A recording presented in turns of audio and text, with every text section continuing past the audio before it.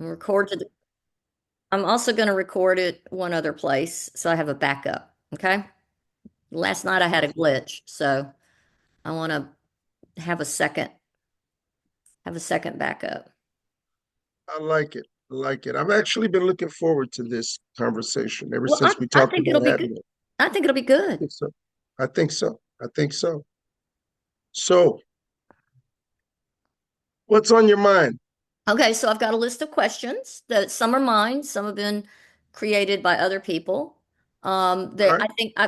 I think I've curated them. They're pretty concise. I think they've asked good questions. We may get through all of them, we may not. So the way it'll start is I will introduce myself. Okay, so here we go, and then I'll introduce you. This is the Tombigbee Tales, and I'm your host, Shannon Evans. I write about a small town in northeast Mississippi called Columbus. Sometimes I write about the rest of the state. Today I have with me a candidate for the mayoral race, uh, Darren Leach. I don't know if you want to be introduced as Reverend, Pastor, or just Darren. Aaron works for me. If you lived in Sandfield, you would call me Randy. So, Randy. yeah, Randy. Interesting tale Ah, from Tom Bigby. that's interesting. If you know, you know. Okay, well, I'm going to break out the questions that we have. Now, some of the questions I developed, some of the questions have come in from interested parties who are readers and uh, people who are your constituents. So, they're the same questions I will ask the other candidate, and I would ask the third candidate, but they have decided not to take part. So, here we go. All right, Okay, my very first question. Are you ready? I am. First of all, I Darren, think tell me who you are and your background, your educational my background, your professional background. absolutely. So my name is Darren Leach. Of course, you know that.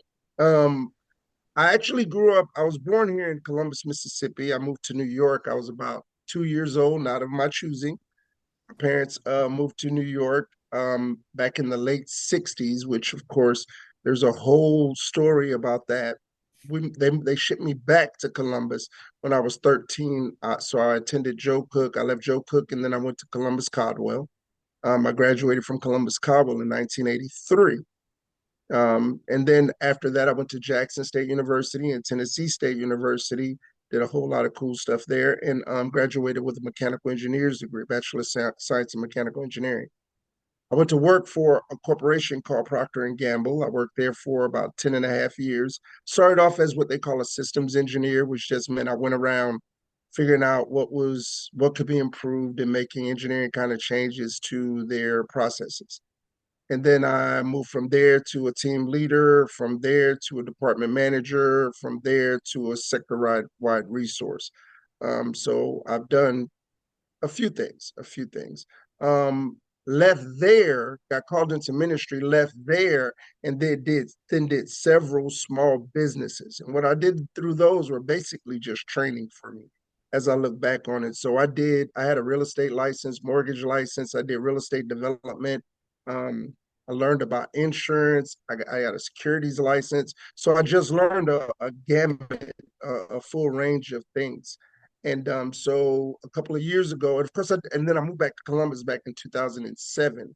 When I got back to Columbus, I started the church. A couple of years later, did a whole bunch of programs in Columbus from workforce development. We did what would you call it? For people that were trying to get their lives in order. We just workforce development. What is it? GED prep courses. We did, I don't know how many summer feeding programs. We worked with children. We did all kinds of stuff. And what I realized was over that period of time was that there were people that had great ideas and there were people that had resources and they didn't always come together. Right. So about 2 3 years ago, 2.5 years ago now, I started working with this other group um, out of New Orleans. They kind of pulled me in and started training me on how to train nonprofits to get to the resources. And so one of the things in that process was you were supposed to meet with the major stakeholders in your city. That's how I talked to all of our councilmen, with the exception of one. I didn't get to one of the council people. I just couldn't connect with them. And then I met the mayor. That's how I met the mayor, through that. And so when I went in and talked to him about this process we were using, he immediately kind of put me on his schedule and thought, this guy sounds like he might have a little bit of sense, so we start meeting every other week. And from there, we started attending different seminars together to find resources. And that's where we ran across that grant that a lot of people hear about, the $20 million grant. And Okay. we've done actually several, but that's kind of the backstory, and a quick backstory. So I've done a number of things in terms of skill development. Um, but the thing that's most passionate to me now is how we bring all that stuff together to kind of make the city better. So that's what I'm kind of thinking of. Okay. So Yeah, now that leads to that meshes really perfect well. segue. Yeah, it's a Yeah, nice dovetail into what I'm going to ask. So, if elected, right. what are your goals and how would you fund them? And can you prioritize your goals? Absolutely. So I've spoken in a number of places to talk about my platform. I try to keep it simple so people don't have to guess anymore. So my platform is very simple. We want to rebuild the community overall. So when we look at how do or what that means exactly, well, I got this acronym that kind of sums it up so everybody can understand it, and it's RIPEN. And RIPEN just means I'm going to focus on recreation and education, infrastructure, public safety, economic development, and neighborhoods. And when I talk about those, the prioritization of those goals is my priorities are: first, make sure that we all align to a vision. The second thing we want to do is create a comprehensive plan, because while they're my priorities, they have to be our priorities if we're going to get them done, right? So we'll work with the mayor and council to prioritize what we want to do. But we know we want to do recreation and education. And quite frankly, all that means is we want to give our kids stuff to do that's safe, clean, fun, stuff to do. And from an infrastructure standpoint, what we're saying is we want the roads to be well maintained, right? We want the potholes fixed, right? And from a public safety standpoint, we want people to be able to sit on their porches or walk through their neighborhoods. We don't want people to be driving and feel like they've stumbled into the wrong neighborhood. So we want it to be safe all through Columbus. And from an economic development standpoint, two things are going to be priorities to me. Number one is we got to get people good paying jobs. So the jobs come to the county. We got to make sure that people inside the city are prepared for those jobs and they're able to get those jobs. And then when it comes to the last one, which is in our neighborhoods, I want to make sure that the same that we create what Keith talks about as a seamless city. What we want to make sure is that the same kind of attention, there are neighborhoods in the city that are what we call disinvested. In other words, there are places where they just haven't seen investments like other parts. So while the downtown area gets a lot of attention, there are pockets of communities inside the city that don't get that same kind of attention. What we have to do is make sure that the same kind of attention gets to those pockets of communities, right? So we want to build homes in those communities. That's what I mean by investments. We want to build commercial structures in those communities, because that's what I mean by investment. We want to make sure that the roads and the streets are clean and the neighborhoods are clean everywhere. Same kind of attention we pay to downtown. We got to get everybody engaged and paying the same kind of attention to our own communities. Does that make sense? So Yeah. that's our platform. From a goal standpoint, um, I haven't lighted on specific numbers for how many jobs we want, but I know we want to increase that, and because I'm going to be thinking in terms of median income. So I'm gonna go in and see if I could get some more information about that once we get in, and we'll set those goals together so that we're all pushing towards them. Same thing with the number of houses that we build. I know we need to build a bunch of houses in Columbus. We're down about 600 to 800 houses in terms of affordable. We're going to build, and we're going to form public-private partnerships to make sure that stuff happens. Um, Okay. those are the kind of things that we'll be looking at doing. Go ahead. Did you have something Okay. else? So branching off of that, on your first day of Right, on your first day of office, you've been sworn in, right. you've been given the keys to the city. What do you plan to do? Who do you plan to meet with? I'm gonna schedule meetings over that first week with all of our department heads, and I'll do that with our COO. And my goal there is very simple. I want to one just introduce myself to the ones in a more professional manner. I know most of the people, but I want to introduce myself in a more professional manner to them. And the other thing is I want to understand what their priorities are as they see them, right? Because in order for us to really set meaningful goals for the government part of this, in order to set meaningful goals, we got to make sure that everybody is clear on what their mission is. So if we go into a department like, say, Public Works, I want to know what do you see the mission as for the leader? What does that mean to you?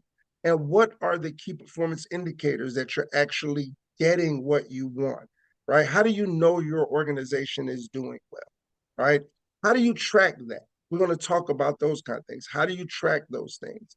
And how often do you report on those things, right? Because what we don't want people to have is what I call lofty goals. I don't want them to say things are good, right? Because that's subjective. We want to say, what does good mean? We got how many potholes are in the city? How fast are we responding to people's complaints? All of those things need to be tracked. Now, I'm not certain how well those things are being tracked. I know they're not as transparent as they can be, right? But as we get to the point where we're tracking those and we're transparent and we're doing well, we'll refine those. We'll get Okay. more and more precise, right? So that's the first week is to get to know everybody and talk about what is the mission of your organization, and then we will work through over the next couple of months. How do we report on ourselves? So Because that will be the way after I that approach. first week, how often do you think you will meet? What is your what is your plan at this moment for how often you would meet with department heads? Would it be weekly, twice a week, monthly? How would you? I think we definitely got to do results reviews at least weekly. That sounds like a lot, but that's only 52 times a year to do results reviews. We've got to do results reviews at least weekly, right? And wherever we have areas where we have concerns and we need to focus, we will meet with them more often. And the job is this, or the thought process is this. um, we're not looking to find fault. We're looking to find solutions, right? So transparency allows us to see the faults so we could develop the solution. There's nothing wrong with transparency. Transparency lets everybody know this needs attention, right? And so, with the skill set that I have, once we understand where the problems are, we can drill down to root causes and start finding solutions. Because that is a skill set that I have, those people that need that will work a little bit more with them. And once things are under control, you can kind of ease off of the number of meetings, right? You don't need as many meetings when things are under control. Mhm. But while we're in what I call either breakthrough or control and improve stages, we'll need to meet more frequently. So you're planning to run the city like a project manager. I'm planning to put systems in place like a project manager, and then hopefully the city will run itself like a Yeah. project manager would run it, right? And Okay. the thought process is this, Shannon. It's just when I was in corporate America, one of the things they told us was you can expect what you inspect. So if you're not looking at the right things, you won't get the right results, right? And so we got to look at those objective things that tell us things are running well. If Okay. you're anything like me, while you don't mind paying taxes, it's not one of your favorite things, No. right? But we pay taxes because we have to fund services. And when we fund those services, we want those services to be delivered with efficiency and with excellence. Because I don't want you wasting my money that I work for, and nobody does. Mhm. And so that's why we will set up systems like project managers. And of course, if we do that, things that may fall through the cracks, they are harder to fall through the cracks when you're watching, right? Okay. You know Well, what I'm that leads saying? me to my next question. Who will Sure. What you got? who will you appoint or hire as your COO and your CFO? I don't know if that's my responsibility to hire those. I think What kind of all of the person would you hiring, be looking for? Not a I name. would I would definitely be looking for someone who is passionate about. There are two things that I look for in leaders, right? Because I think leadership skill is transferable, right? What I look for in leaders are two things. One is initiative. I look for people who will go out and try things, who will figure out, hey, this needs some attention, and will figure out something and bring back potential solutions. Everybody can see the problems. Everybody can see the pothole. I need people that can actually go out and say, hey, this is a pothole, it's recurring. We probably need to drill down a little bit further to find out what's the root cause of this so we can address the root cause. So I look for people that can show initiative. The second thing I look for in a good leader is I look for people who are open to feedback, right? If they're not open to feedback, then if you are where you are and that's where you stay. If you're open to feedback, then we can open up communication and figure out better solutions. One of the things that really gets my goat or gall, is when a person say, well, that's the way we always done it. Mhm. Right. If I hear that, then I'm like, okay, but what are the results? Well, the results are horrible. Then don't you think, right, that we should show some initiative and change, right? And then also, why don't we get that system that's in your head on paper so that we could criticize it and you not feel offended? You understand what I'm saying? So by documenting our systems and people being willing to do those kind of things, we'll be able to get better. So when I look for leaders, I look for people that do that kind of stuff. I look for people who show initiative and who are open to feedback. And that implies this third thing, that they have great communication skills, that they're not easily flustered, right? Because we're talking about running a city, which means there are people that are going to be passionate about the stuff they ask us. That's Mhm. why I'll interview with anybody. I don't care who you are. I don't care how you come at me. That's your prerogative. But I have to answer the questions because we're talking about 25,000, 24,000 different people, different personalities, different ways of communicating. I have to be able to listen. So I need people that do that, and I need people that communicate, and I need people that close loop. You know Okay. what I mean by closed loop? Yes, I do. You want to explain Yeah, it for our listeners?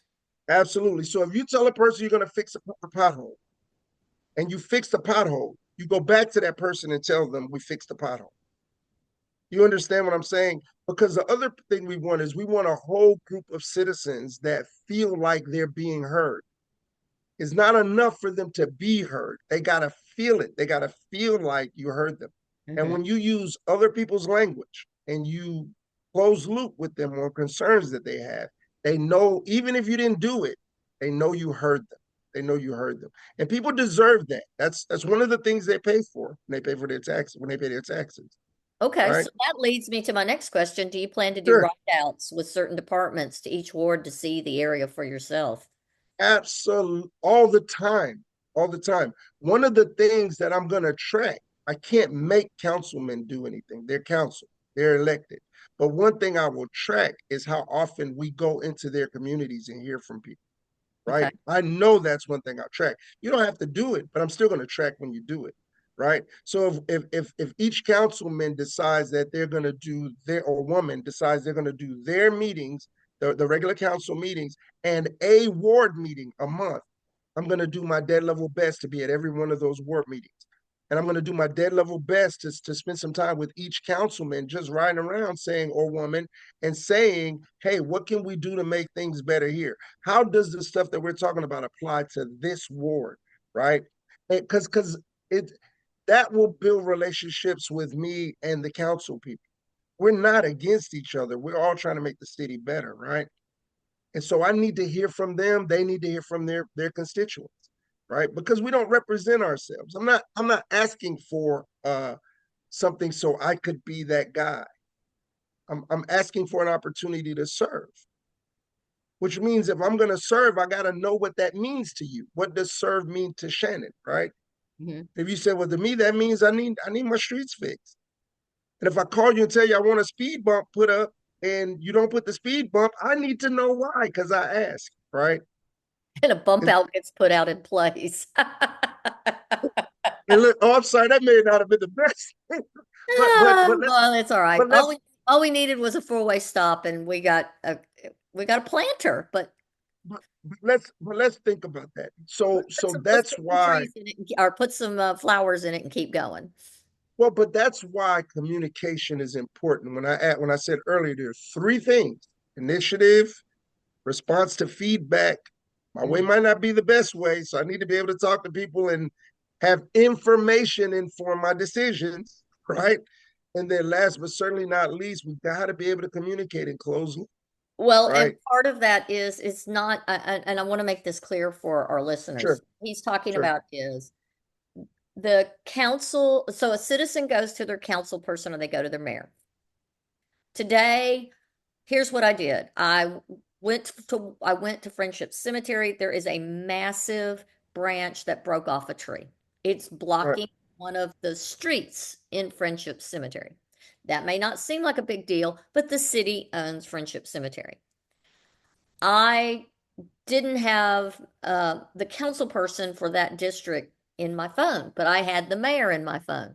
So I texted him and sent him a picture and said, you can't get through the road within this space. Now, fortunately, people can go around different roads, but nevertheless, two big branches are down. The mayor says, thank you very much. I'll send City Works. Now, I won't know. I mean, the mayor could send me a note later, but it gets sent to City Works. City Works may or may not go back to the ward person, may or may not go to the mayor. They may just go remove the obstruction. And it's a massive branch. I mean, it was huge. I couldn't pull it off the road. And, but I as a citizen may or may not hear back from the mayor because the mayor's gone on to the next thing. right, So, and it's not just your elected officials who are involved in this feedback loop. It is right. elected officials, city employees, appointed employees, depending on what the issue is. So, understanding that, that's going to lead me to my next question.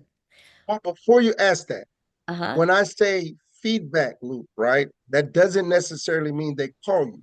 That means No. you get the feedback. So, one of the things you'll hear me talk about as we have more conversations is my idea of moving our city into what I call the 21st century, right? We got to move into the 21st century. There's so much technology out there to do stuff, right? And if Ticket, we ticket were running system. a if we were running a corporation, we would use that stuff. And Yeah. the government probably runs a whole lot more like a corporation than a small business, right? So Yes. let's think about this, Shannon. You ever ordered a pizza from Domino's? Yes. Been That you many had to pick years, up. but yes. Oh, well, then you haven't ordered. So you don't have the app. Yes, I do. So I, have you seen the Domino tracker yes. on the app? So I think it's nothing wrong, and they do that for thousands of pizzas a week. We can certainly do it for a tree down, right? You logged your complaint and it goes to the app and you got a tracker. The public's work has been informed, right? Somebody went out to fix it today. It's a It's ticket done. system. It's And what we in IT call a ticket system. Information comes in, it tells you there's an issue. The ticket gets diverted to the correct portal. It gets ticketed out, so and the end user uh it's watching it go. You could do it with your packages. You could do it with anything. The technology exists. We just have to apply it. Now, think about how many phone calls can be avoided, right? The reason Domino's did it is so you don't have to call them and say, "Are we done yet? Are we yeah. done yet? Are we done yet? Are we It done yet?" saved the And man so hours we a long time. So exactly how much invest in would it. a system like that cost for a I city? wish I knew, but we will investigate it when we get into office. When we get into office, we'll ask somebody, hey, go look for a system like this so that we can close loop with people so people will know that we're paying attention to their issues. Do you know Now, and then other we'll cities do, who do this? mm-mm, but then we'll do a cost analysis to see what is the benefit versus the cost, right? But think about it. If it doesn't cost us a tremendous amount of money, and we can put us, and I'm thinking it's probably pretty cookie cutter out there right now. If we could get it for something that's worth it, we can actually change how people feel about what they're doing. They know how things are going. Those are the kind of things we want to bring to the city, not just ideas. That's the kind of technology that we will use so that we can get people doing what only people can do. I Okay. don't need people to stop their job to answer the phone to say, "Are you done yet?" I need Okay. them Now, to continue doing what they're that doing. leads to my next question. Certainly. What you got? We have a weak mayor, strong council system. Right. How do you propose to get the council to even consider a plan like this? Well, again, I think it all rises and falls on relationships, right? And communication, right? So we got to go out of our way to build relationships with people. And then there's this thing that I worked from called that I learned maybe about 15 years ago from this group called Bayo. And what they talked about was this thing called a narrow strip of unity, right? What they said in essence was we don't agree on everything. Nobody agrees on everything. Let's figure out what we do agree on and let's work on those things that we agree on, right? And so as we get the council together, I won't be just telling, hey, these are my ideas. I want to hear what's important to you. And the priorities will be the things that we share as important. Those will be our initial priorities, right? Because people have energy to work on the things that are important to them, right? Okay. One of the things that I teach as I train nonprofits is this. I say you can go into an office and tell them all the things you want, but that's not what they're going to do. What you really want to do is find out what's important to that office that you go into. And the stuff that's on your wish list that's important to them, talk about those things because those are the things they're going to fund for you, right? Yeah. Just In like Six a grant Sigma, writer. we call it the pain points. What are their pain? That's it. That's it. And then once you understand that, and everybody has them, there are people that are going into the council now that are running off of pain points, right? Whatever those pain points are, I'm going to make sure that not only do the constituents feel like they're heard, I'm going to make the council folks know that I hear them as well, right? We're Okay. not, we're So let's presume you got the council's buy-in. The citizens are eager for this. right. We don't have the money for it. So what are some alternate ways? Like they're saying they want to support this plan. They are gangbusters for it. What Absolutely. measures can you take, or you see that you might be able to take to see this plan for something like this to come to fruition? Because One this of is the really dragging us into the modern app-driven world. Right. One of the beautiful things about being in the nonprofit arena is this. We are accustomed to making bricks without straw. Right. We're accustomed to getting things done with no money. Yep. Right. So we're forced to be creative in how we figure out how do we get things done, specifically how do we get them funded.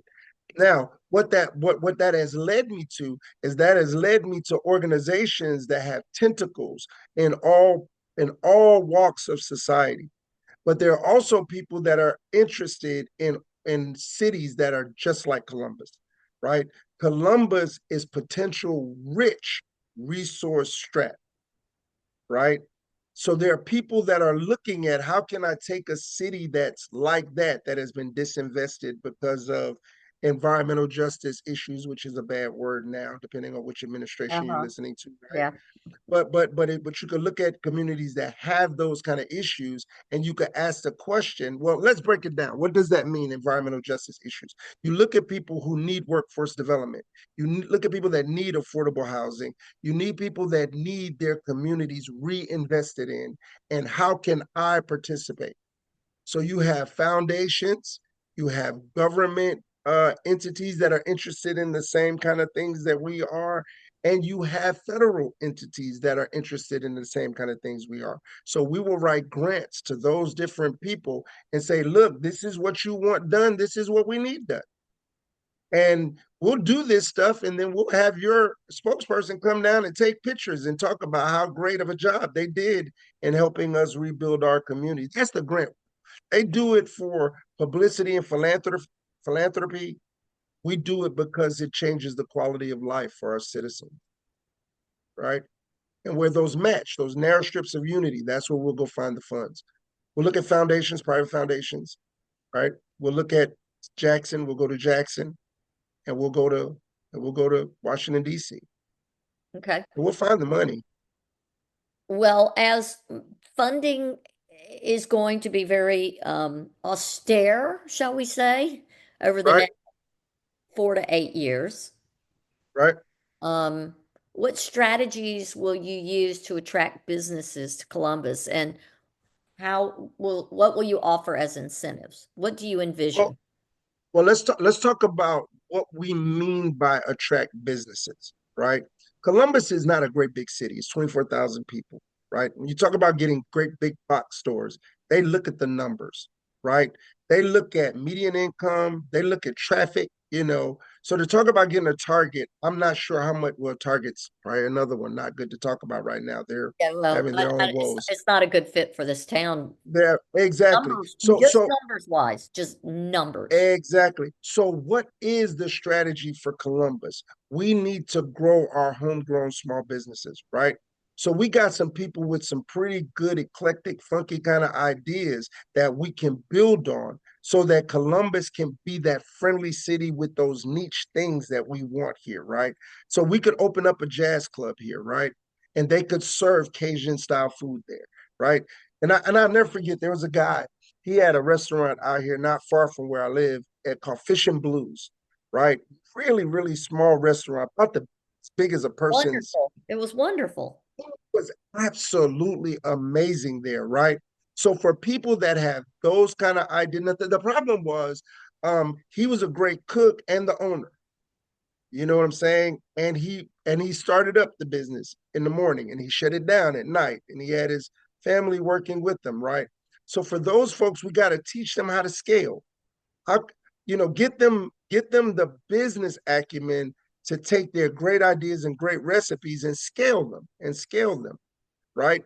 And so if we grow those things in house, we do two things. One is we create more job opportunities because we build small businesses into medium-sized businesses, right? But the other thing is we give Columbus that variety of things that Columbus needs. Columbus needs a variety of food places to eat, right?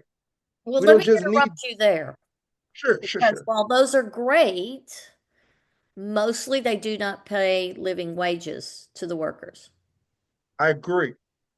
I agree. It's hard to get living wages out of there. I agree, but So it we're not sounds to trying. me a lot of the industry, I know that we do not have space in much of the town to develop large scale industry.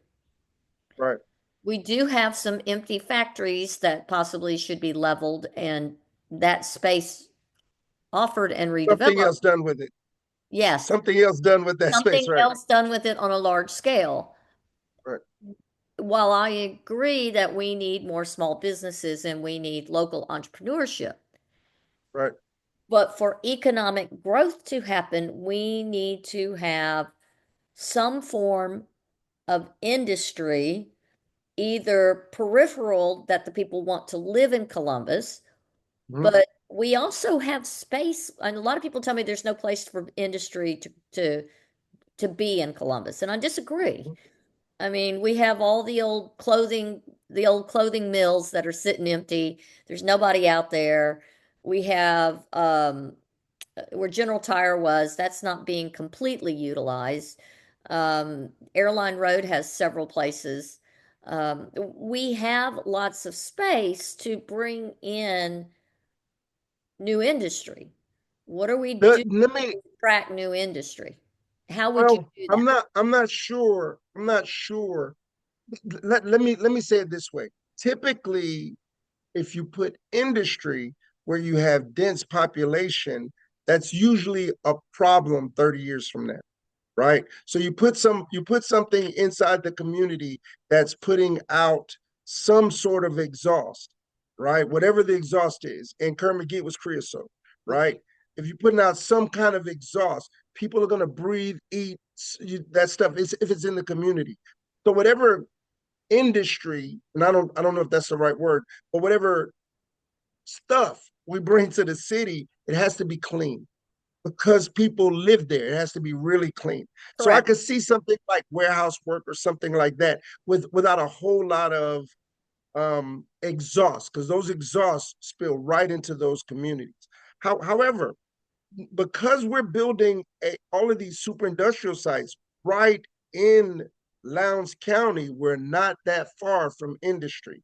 When I talk about small businesses, I'm not talking about jobs for mom and dad. I'm talking about jobs for the kids. These are teenage jobs. Do you remember when they used to, work at the Sonics and the small reds? Those are the ones that the kids in school get jobs in after school. Well, I'm going Those to are not the interrupt you place. there. I'm going to Well, interrupt you there. sure, I'm going to interrupt you sure, there. sure, sure, sure, sure. Many of those jobs still exist in Columbus. I Many agree. of them are underhired. They're always asking for employees. Many of those are having to be filled by adults who are working multiple jobs because there are no other positions. And yet, kids do have the opportunity to have those jobs too. And some Agree. do, and many don't. Right. So they are still underpaid minimum wage or barely over minimum wage jobs. That does not fund a tax base. How do I you how do you create income for those who will stay here and who will promote home ownership so even more taxes can be collected? How do you create economic growth beyond hourly wage positions, professional okay. jobs? Okay, so when I talked about those jobs before, I wasn't talking about build our small businesses so that we could create a living wage.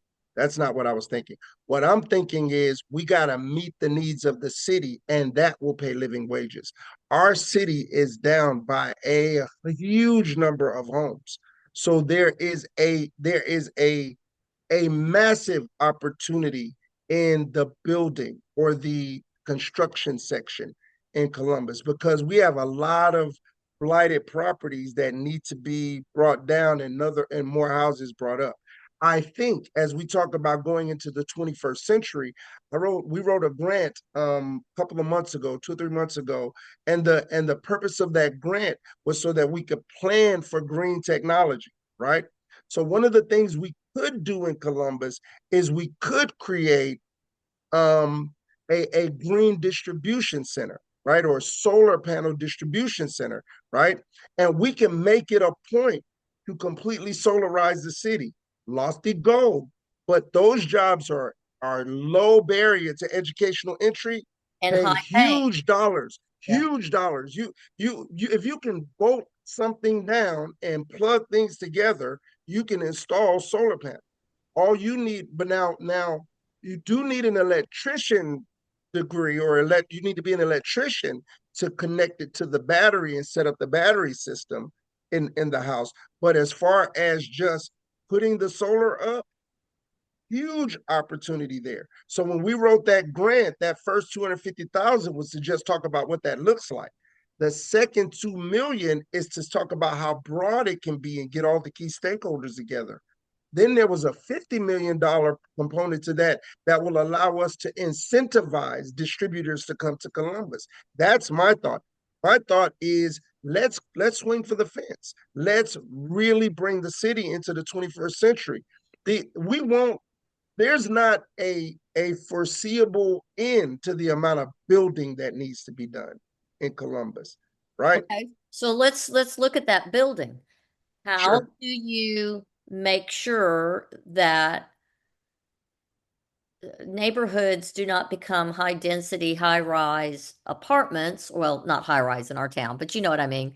right, Multi-unit apartments that are not that end up not locally owned and right. not locally maintained because if you're not local to own it, it usually doesn't get taken care of. We have had we have had times in our city where homes were demolished because they were derelict or whatever.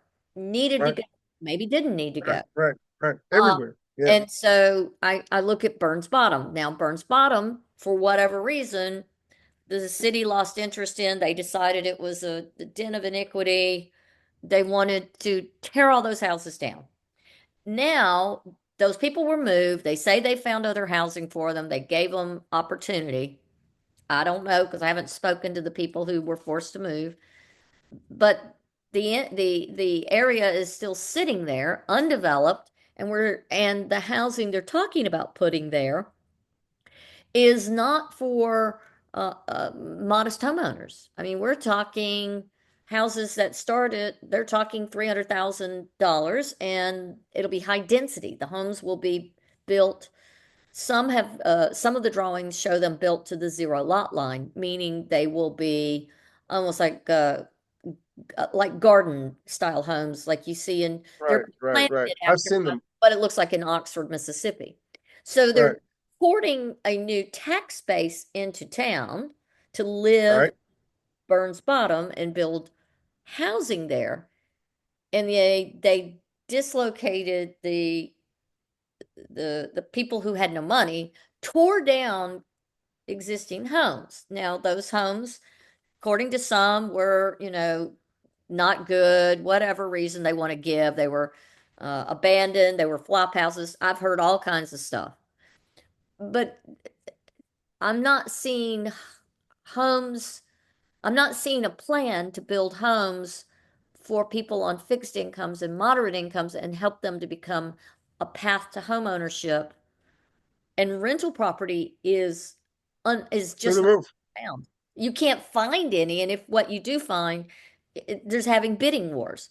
And let's say it's a single mom with two kids, and she's trying to put one foot in front of the other. She can't find a place to live, and that leaves her with apartments. And we have it, it it's not a path. It's a path to debt and continued debt. It's not a path to investment and opportunity. I So I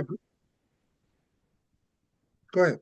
I I think want that's I think that's a very important question to address in this town. So what are your thoughts? Yeah, so that's exactly what I'm saying. Shannon, what we have to do is build affordable housing, right?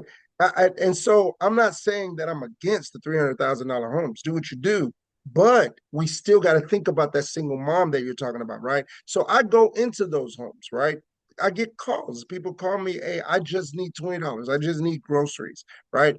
And when I go into those homes, that's the weight on my shoulder. Is when I go deliver a meal, like when Johnny Hampton used to do those Thanksgiving dinners. I was a delivery guy for Johnny, right?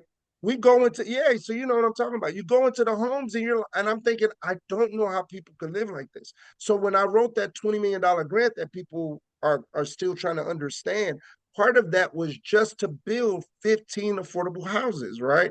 And the reason is we know that there's a shortage, but we've got to start sparking the redevelopment. See, here's the thing with Columbus, or here's the thing you're talking about, and I've seen it in a number of communities. It's called gentrification, right?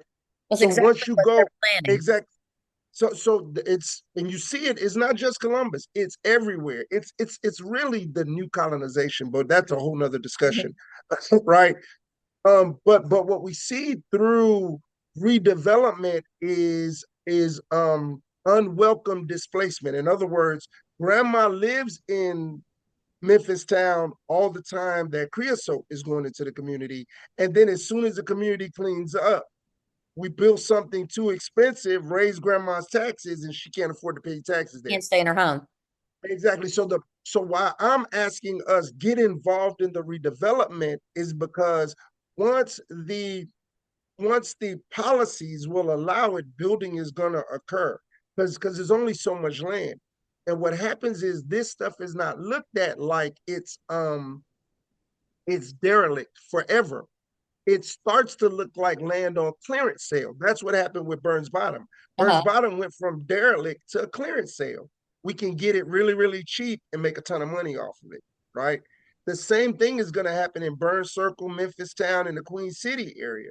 If we don't take um, and we don't take ownership of the redevelopment and make sure that we're redeveloping it with those single moms, those people who are just now kind of getting some traction in life.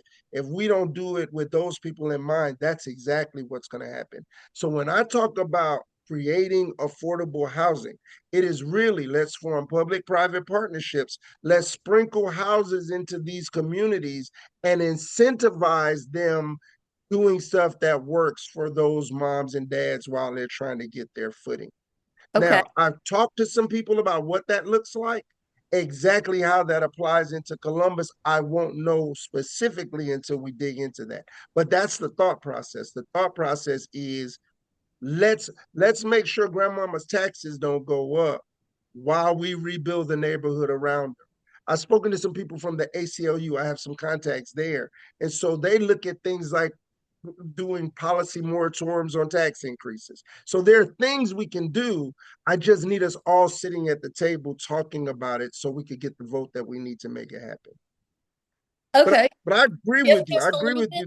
bit to a tangential Sure, subject, but it kind of goes back to something you said earlier, but it kind of circles back to that same idea. sure, sure. So, how will you make Columbus more appealing to younger residents and yet and retain the talent? So now we talked about businesses and supporting All right. entrepreneurship, but you That's know, not what a city's about. People stay in cities because they find stuff to do. You know, we gotta create stuff to do, right? So one of the things that I'm doing, I actually have a meeting. I have one at 1 o'clock today, and then I have another one. I'm not sure when it is because I don't keep my schedule. I have to call Jessica and find out when it is. But I have another I have another meeting this week where we're talking about what should the Queen City area look like, right? How do we get the right stakeholders together to kind of reimagine the Queen City area, right? But I could see us having spoken word cafes, jazz clubs, blues museum there, all of that stuff. So and well lit, you know what I'm saying? And nice paved roads with sidewalks so people can walk through there and have stuff to do. We have to invest and continue to invest in our parks and recreation. We've got to create bike lanes and things where people could ride up and down the street and get that social infrastructure that makes us feel safe when we're traveling through the city. Now, those kind of things or quality of life things is what makes the talent stay. Or okay. else they're gonna live in Columbus, not even live in Columbus, they'll live in Starkville and work in Columbus. All You right. know, Well, or that meets the next two questions. what you got? What you got? Perfect segue.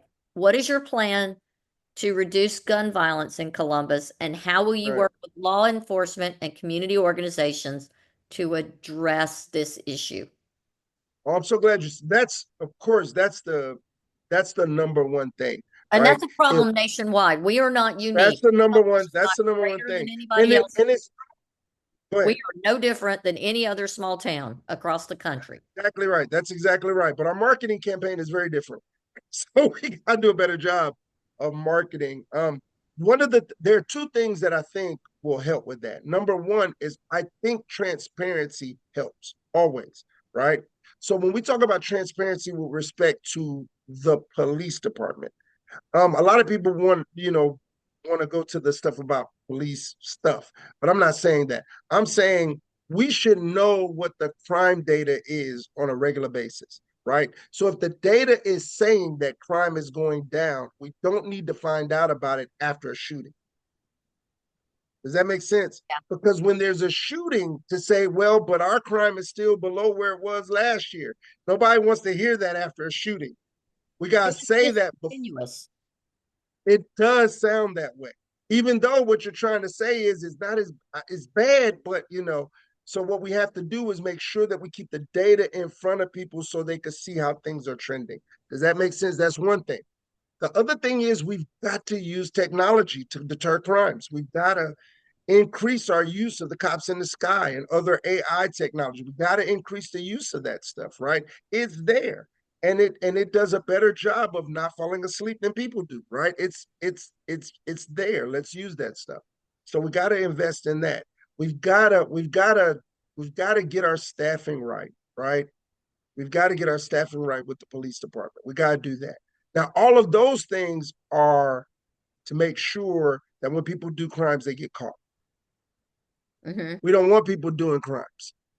That's why we got to invest in early childhood education. We've got to invest in our recreational department, right? We've got to get people from different walks of life socializing together on a regular basis, whether that's at baseball games, whether that's at pickleball games, whether that's at basketball games. If people from, and I'm not just talking race, I'm talking rich, poor, middle class, um, playing basketball together, rich, poor, middle class, playing baseball together, rich, poor, middle class, playing soccer together. Once we start weaving those folks together, you start to understand each other better, and the threat is gone. People are threatened by stuff they don't know, right? If you're standing in front of somebody and they have their hands behind their back, you're going to start wondering what are they trying to hide, right? But if they put their hands in front of them, it kind of removes the threat. So we got to get people socializing to do that. That's why I'm going to suggest that we really, really invest in. Now, listen to what I'm about to say, public-private partnerships or public-private partnerships to make sure that our Parks and Recs department is firing on all cylinders, right? We got to make sure that these coaches that are doing these AAU leagues, that they're funded because they're doing a great job of taking the kids out of town to play basketball. But we want them to go out of town to play basketball. And where are you going? Well, I'm going to Kentucky. What part? Louisville. Why don't you drop out of college and take some pictures while you're over there? Let them see what campus life is like. Because some of our children are just victims of underexposure, right? And Yeah. by creating systems, enabling systems that allow them to be exposed to different things, they'll grow up thinking that they can do more than just play sports or just do hair you know what I'm saying? Yeah. So we gotta invest in our recreation, Well, and and that's I'm a a firm solution to believer. crime. Yeah, I'm a that's a firm crime believer in solution. Yeah, I'm a firm believer in recreation, not I mean, there's so many kids who are involved in travel ball. I have no problem with travel ball, but travel right, ball right. is a rich kid's sport. Now, there are some organizations in our community who are making sure that kids who have less, but who have talent, have the ability to be on a travel team. Kudos to them. But Mm-hmm. what if your son's little Johnny, he's got two left feet and he needs rec level ball to go learn as I used to tell my kids, every season you have to play a sport. I don't care what sport Right, it is. right, right, right. Got to do something every season and to learn how to be a human. And I really think, I mean, growing up here, and we played Pony League softball, or we played T-ball or Melot or whatever. I laughed. I was talking to someone I grew up with last night, and I said, when we were kids, Gibson's across the street, which is Palmer Building, I'm a they home that. Yeah, that team had the orange baseball shirt. They had the orange sleeves and the white body, and on it it said Gibson's, and it started at there you zero go. zero.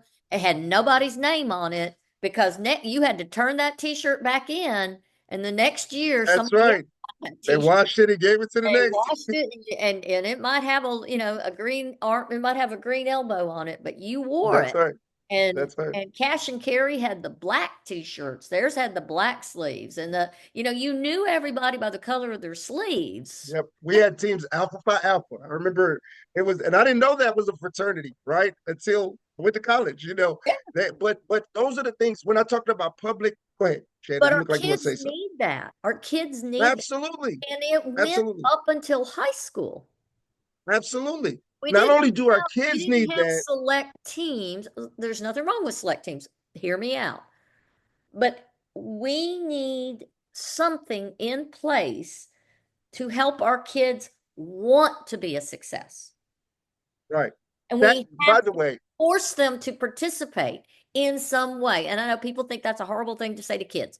Kids don't want to do anything. If you let them do nothing, they'll do nothing. I mean, we didn't have iPhones and Xboxes. We had comic books, and I would have laid on the front porch and read a comic book if my dad hadn't you know Made you get outside and play. made me get up off that and go to swim practice, or Okay, go right, mow right. the So yard. let me tell you my thoughts about that, Shannon. So we did a program about 15 years ago. You may have heard about it. It was a program called Lace Up. The Lace Up program, I had one thought and one thought only. It was about exposure. And here's why. I'm a firm believer that once you come in contact with what you're designed to do, it makes a mark on you that's hard to erase, right? So it wasn't until I started solving problems that I realized I am built for this. This is what I'm built for. I remember as a little kid laying in the bed, looking up at the ceiling and spotting patterns. I walk places and look on the ground and I spot the pattern. Mhm. Everywhere I went, I was looking for the pattern and I was looking for disruptions in the pattern. Didn't realize till later on that's a design, right? I'm designed that way, and other people are designed that way. If you know, you know, right? I see you smiling like you know, like that was you, right? Always looking for patterns, right? Or disruptions in patterns. When Yep. there's a disruption in pattern, I can see it, right? That's not right. That's out, right? So what I wanted to do with that program was simply expose children to things they might not normally get exposed to, realizing everybody's not going to like everything. But you need to find that thing that incentivizes you, that thing that makes you want to get up and go do it, right? So in our program, we had some kids, they got excited when they went to the college campuses. Some kids got excited when we took them to the Mercedes-Benz plant, right? Some people got excited when we went to play sports. Everybody got excited at different times, About but it was something. the fear about something. And it was the fear of getting that taken away that made them do well in school, right? So we had kids that were getting referrals on a regular basis. They stopped getting referrals because they didn't want to get kicked out of our program, Yeah. right? So we gotta, but in order to do that, we've gotta meet the children where they are. That means that everybody's not gonna play baseball. Cool. Try it on though. You don't know what you don't like till you taste it, you know. Exactly. You don't know what you don't I've like till you always told taste my it. kids, try everything, Try it on. try it on, but you're not quitting. Once you sign up for it, you're in there, and you got to Give stick me a it. season. Give me a season to find out if you really hate it or if that's just And if you you just don't want don't to want do to it do it. again, I am fine. We're But you're going to do exactly. something, so you better find So something that you like. that was the thought process. Now the good part is now we have other things we can do because we have esports, right? Everybody's not for esports. However, they're giving scholarships for that stuff. People are making money doing that stuff, right? So if you're good, you're good, and if you can monetize it, let's do that, right? So those things are the things that as a recreational department we can create the structure for and then let the churches plug in, the small businesses plug in, like you said, cash and carry. They didn't create the league, they just sponsored the team, Yeah. right? All these churches, they don't need to create the league, they just need to sponsor teams, right? It's a win-win for all of us. The small businesses, they get free advertisement because you're wearing their name on your shirt. The churches, you get bigger membership because now you got 10 kids and their parents because they play on your team. And how And it many of those churches have empty gyms?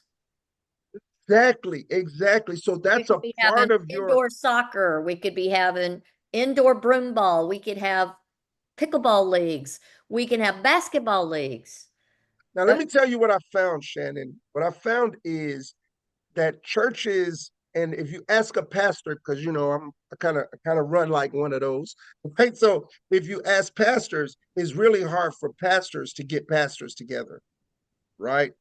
that's a Not that we problem don't in love this each town other, too. We need not that. pastors together creating And, an association that has our youth in mind.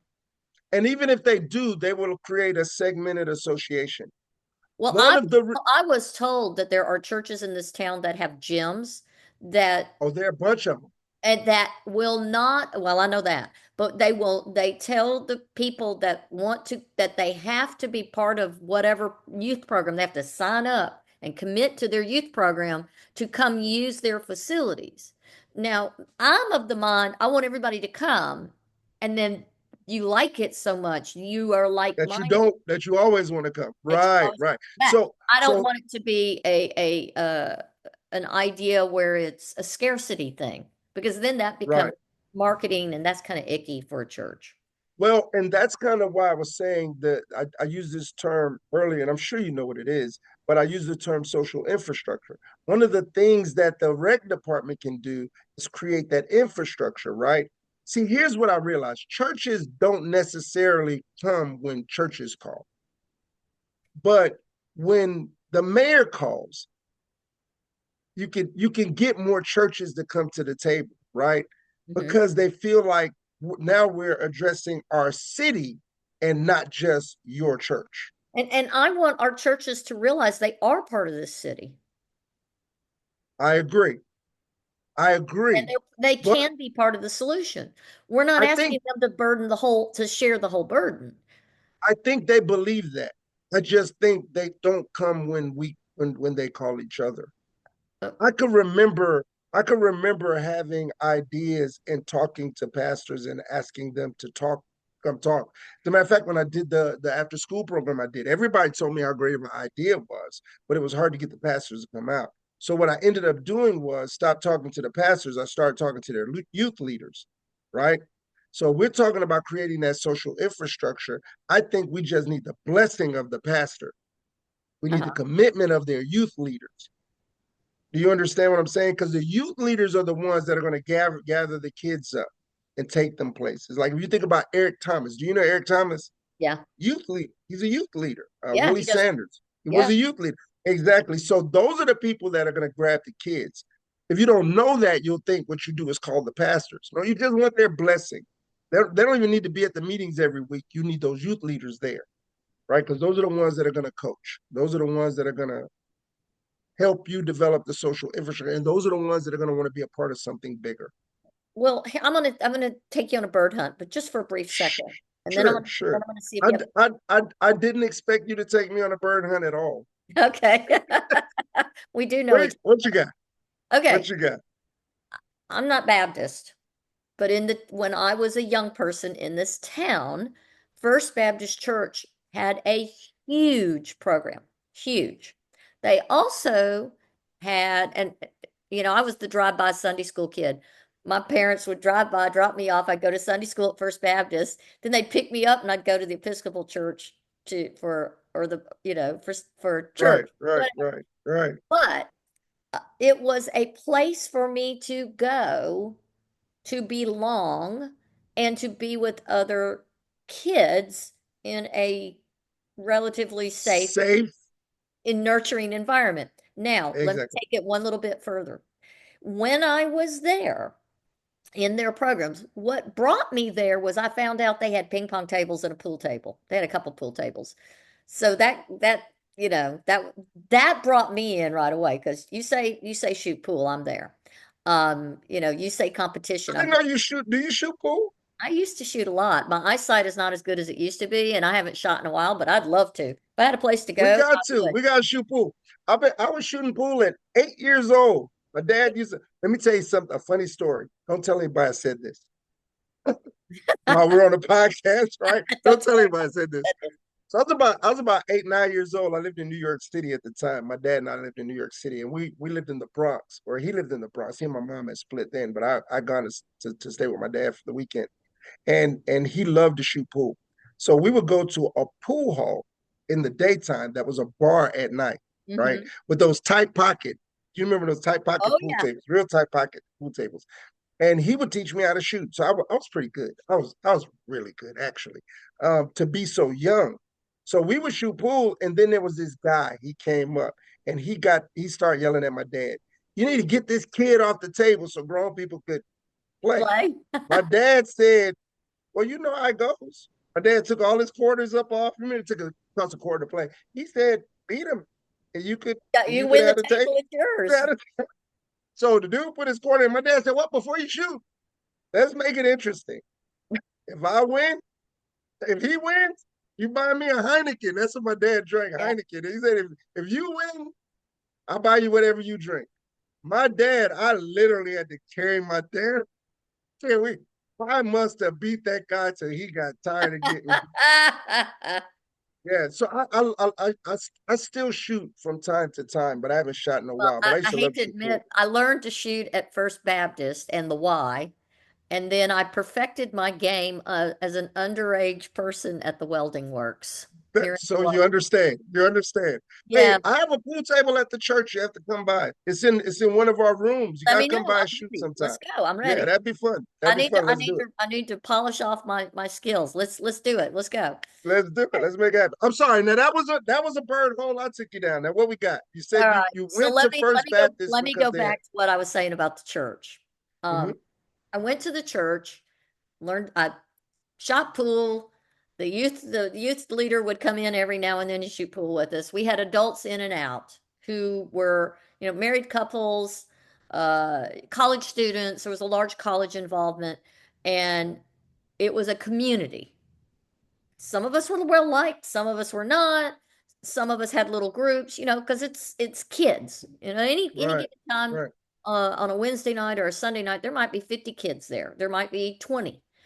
I And love it.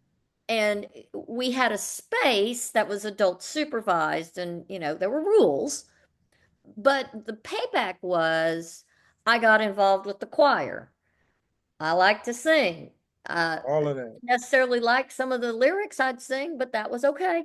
I taught them lyrics that I made up to certain old hymns that probably didn't go over well, but that's okay. I could we never imagine it. we went to I played the bass for the Oh band. wow. Oh Yeah, wow. but I also was playing bass with anyway, so we were doing things, right? And I played bell. I had played handbells. We there was something for everybody. We played a lot of kickball. We played a lot of stuff. But the one thing that we were taught was that there was an expectation that we would give back to the community. Now, some kids, Absolutely. we would go on retreats, and I perfected my spades and heart game on retreats because I do love a card game. Don't go there. I have to prove I have to pull a race card if you start talking about spades. But it's a great card game. It's called It's a great card game. It's a great card game. but we the payback was we were expected to come and participate in backyard vacation Bible school. We would go in the we had aged out of our own vacation Bible school, so we were expected as preteens and teenagers to and go out in the community. And I used to always go to Sandfield, and then over there on South Side, because I lived on South Side. So we would go out. They had kids out in East Columbus. They had kids out in North Haven Woods. They had Bell Avenue. There were went to all Sandfield. That you had to play spades in Sandfield. That's the spot. And well, that's where I play some of the best card games ever, but that's, out We'll in talk the about that Sandfield later. Cemetery. But there was a group of us that used to go out there and play and play essentially t-ball and kickball. But and we would alternate between Sandfield and demonstration school playground. But Southside. the point of what we did was every kid who in the summertime were expected to participate in these vacation Bible schools.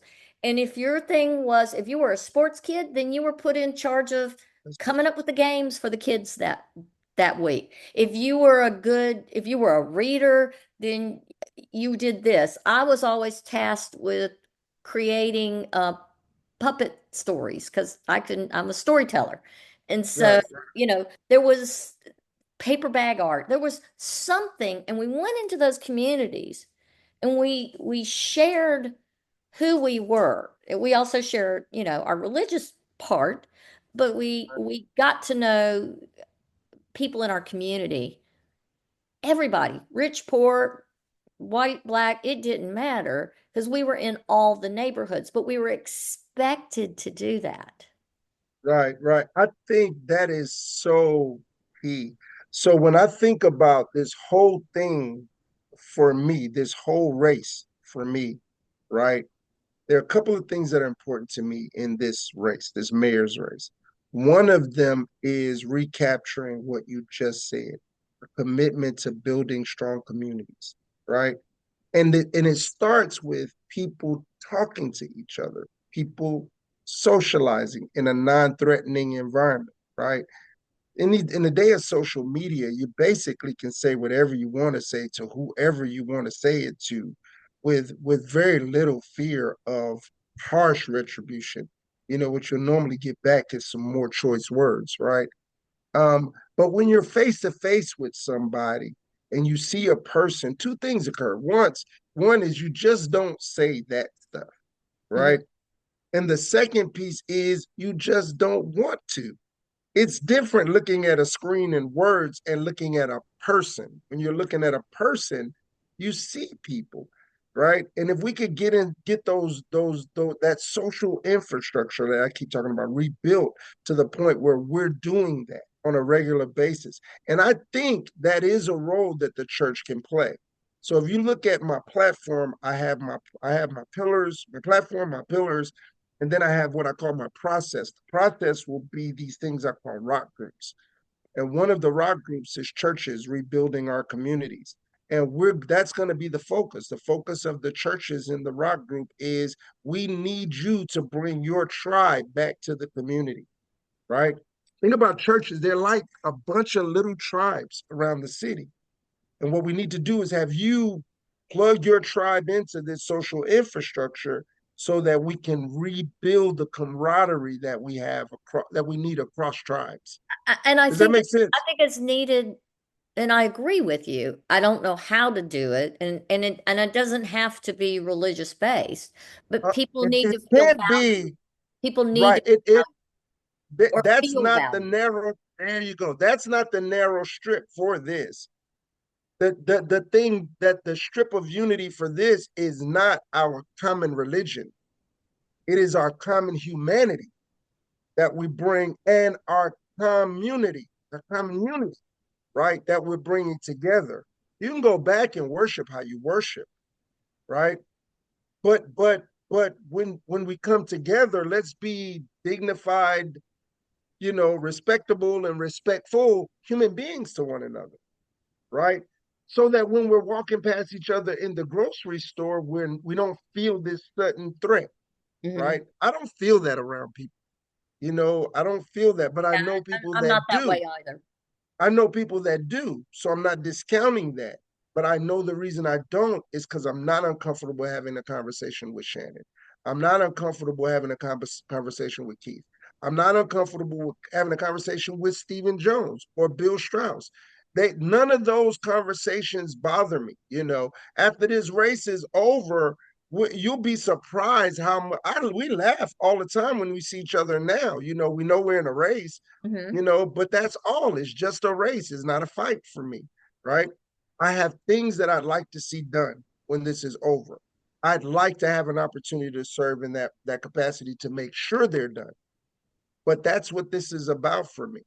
And what we have to do is create that thing that make people know we're not against each other, right? We're not. We're just not. We have to share this space and breathe this air and shop in these grocery stores and eat at these restaurants. And I don't want to feel bad every time I bump into you because of something I said while we were running. We're not going to do that. We're not going to do that. Well, that brings me to my last question. Yeah, And you're running out of time. It's I know we're you, over time, but I'm gonna ask you my last question. My last by question all means. is easy. Sure. I want to create a series of town halls online. I want to invite citizens, people in organizations. I found out there's a men's group here called the Men's Cave that want to create mentorship Yes, they just programs. started. Just And started. and I want to know if there's a women's group like that for young ladies to have female mentors and role models. I want to I, I mean, I love the history of this town, and you know that. And you know I love to ask for accountability and transparency. We've talked about Transparency. Yep. All the I'm time. well, and people are very uncomfortable because I demand transparency, and that's okay.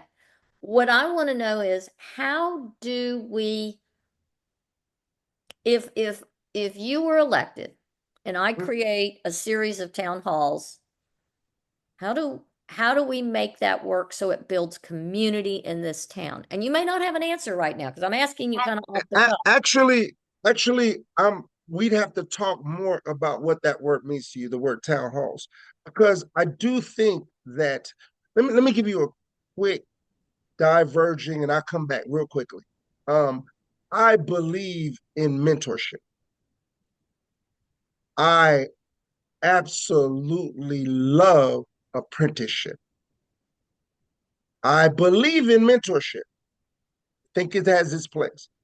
I love apprenticeship because Mhm. it adds purpose to mentorship, right?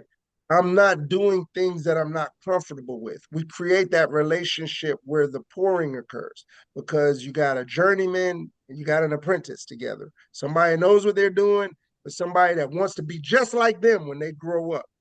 It's go ahead. You about to say something.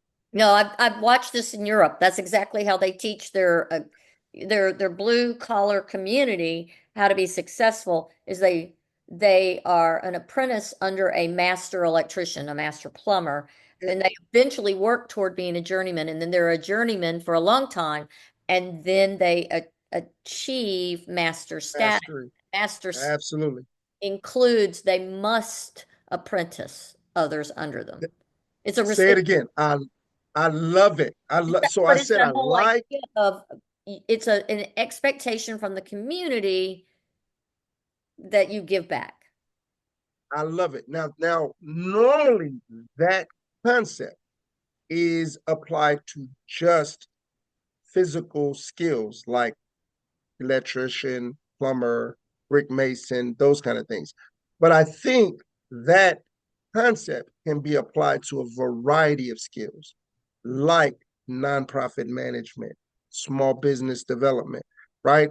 So when I think about my rock groups or what I want to create in terms of rock groups, I want town halls, but I want them to be apprentice style, right? So let's say we got nonprofits in training, right? Mhm. Or nonprofits that have just started up. You got a person with a lot of passion. They see something that needs to be fixed, but they don't have the systems in place to really run a nonprofit. They don't have the skills to run a nonprofit. So they have a lot of passion, not a lot of resources. Because the resources go to the people that have the skills, have the capacity, and have the plan, Mhm. right?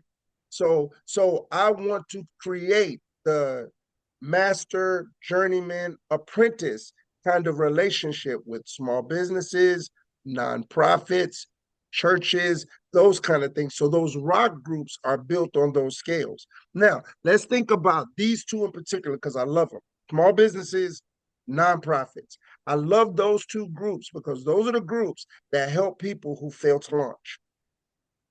You understand what I'm saying? Let's say we got a person that went to prison, come out of prison. If we have a solid nonprofit network together, we can get them back into society. If we have a good small business network together, we can give them a job that will pay them a living wage, right? And a job is what they need to keep them from going back to prison, right? A good job and a well-meaning job. So when I think about how do we make those town halls work, which was your question, I'm coming back now. The way I think we can make them work is we create networks so that it's not everybody in the town hall talking about everything. We create networks where for this one, we're talking about nonprofit Right. advocacy and we're talking about the things that are specific to them. And in this one, we're talking about small business development and we're talking about the things that are specific to them. In this one, we're talking about how the churches can play a role in developing our social infrastructure, right?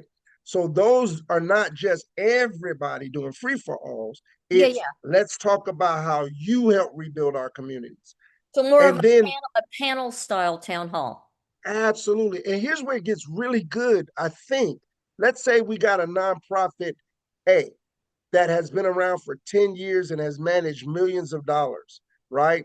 They can be the ones to write those umbrella grants and pull in these other nonprofits and pay them to do specific work in the grant, right? So they regrant to the smaller nonprofits, which give them the ability to manage some funds, but they're not totally responsible because the umbrella organization is the fiscal agent, Hmm. right? And what that does is that strengthens the nonprofits. They get a chance to see what good financial systems look like. They get a chance to really create a plan, and they are accountable to the overarching nonprofit, who's accountable to whoever the funder was, right? So when we talk about doing town halls that kind of way, I plan on doing those on a regular basis, and in addition to that, doing small group meetings with leaders in those sectors to kind of set the direction for the city in those areas. So when you ask me how am I going to do this, I'm going to get as many people involved as I can in an organized way in areas that matter to them. Yeah, and we'll rebuild that way. Darren, I'm I've kept you far longer than I said I would. It was an hour and I'm 20 good. minutes. I feel blessed that you wanted to come on my podcast and you wanted to talk about your dreams. I mean, I know you and I can talk for hours. I am coming over. When is convenient for me to come shoot pool? We'll talk about that And offline. yeah, And that's exactly right. and Let's do that. we need, well, in Germany they call it shovels, but we need some card games in this town for fun. We need some adults to play. I don't bet. I'm not a gambler. And I'm not a I really want to find ways to build community in this town, and I know people think I'm crazy, um, because the history of this town matters and the future of this town matters. And I agree. I appreciate you. One, it takes it's a brave person who runs for office in this day and age. It Well, I've heard it called some other things, but yeah, well, we'll yeah, go with brave. or a fool, but I don't know, you know. Um, We'll go with brave. I go with brave. I I like that you are transparent and forthright, and I appreciate Try to that. be. I will be speaking to Stephen Jones. As I said, I have a panel, or I'm going to ask him the same questions I ask you. And the only thing that may change might be the follow-on questions based on the responses, of course. Again, Understood. I have offered it to Bill Strauss. He's still invited if he wants to be here, but he has decided not to, and that's his prerogative. But we'd love to hear the same types of answers from questions that I have asked you. Do you have any questions for me before we close? No, nothing at all. I do want to say something. I have a statement. One is I appreciate you taking out the time to invite me onto your podcast. You don't have to do that, right? And so, just to let you know, one of my fundamental core values is to to earn the right before you get the job, right? So when I was in corporate America and I was going to promote a person from one level to the next, they had to demonstrate capability on that the next level before I would promote them. They didn't have to demonstrate mastery at the next level, but they did have to demonstrate capability at the next level before I would promote them. And so, one of the things that I think is important as a leader in a position as important as the mayor is that we're not afraid to talk to the people who we serve. Some of them are going to be easy conversations. Some of them we're going to have to deal with the fact that they're really frustrated with things that are going on. And we're going to have to wade through their frustration before we can actually start talking about the questions and the solution. But I believe that's a part of the job. So for this run, I've made up my mind that I will not dodge any questions, any comments, anybody. And I won't just do them on a podcast. We'll do them on a Facebook Live. So it's no way for me to go back and edit something I may have messed up. I'll do it without without fear because one, I know I'm not perfect. I'll make mistakes. I know I'm not perfect, but I don't mind talking about um, what we need to do better, right? So I don't just value initiative and ability to take feedback. I try to show initiative and I try to take feedback. Information informs how I feel about things, right? To talk to you about something that is really important to you, and I go in it with one level of thinking, and you bring all these new ideas, and I come out and it hasn't affected me at all, you could have saved your breath. I'm not that guy. It doesn't mean I'll always act exactly like you want to, but what you tell me will inform how I think about stuff. I'll add that to the mix. And because I'm an engineer and a problem solver and a puzzle doer, I do puzzles for fun. I'm always looking for how do we put all these things together in a way that makes sense for as many people as possible. So that's why I don't dodge these. I am using this to gather information to inform how what kind of mayor I. So thank you. Thank you for this opportunity. And I'm going to close with two statements. And Sure. my two statements are um, we will not be editing this. I don't think we even have to edit for technical stuff because I don't think we had any glitches with technology. Sometimes that happens with our internet in our weather in this community. Uh, Right. and we're certainly not editing out any answers or any commentary because we agreed to that beforehand. And Perfect. I want to thank you for coming on Tombigbee Tales. Until next time.